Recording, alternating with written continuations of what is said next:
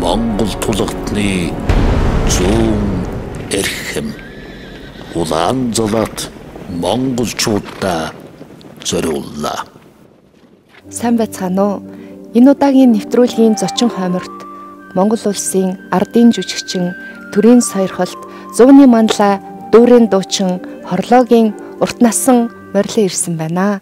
Ерөн дуу гэдэг хүний ингээд дууг аваад ингээд дуулах гэхэд тэр хүний дуулах сэтгэл, тэр дууг сайхан дуулахын юмсан гэсэн хүсэл, тэр их бяртанг ерөн дуучны хаанаас гардаг юм бэ? Энийг бол би товчхон хэлэхэд энэ бол зүрхнээс л гардаг. Ардын дуужийн ансамбль ерөөсөө юм хийж чаддаггүй байсан байхгүй. Ер нь явцгүй нөхөр байсан байхгүй тийм. Тэгээд багш намайг цооцоогч намайг зарлагч хүртэл зарлагч харин дүнгийн хийгээд байсан гэсэн мундаг хийжсэн гэсэн. Монгол тулгатны зүүн эрхэм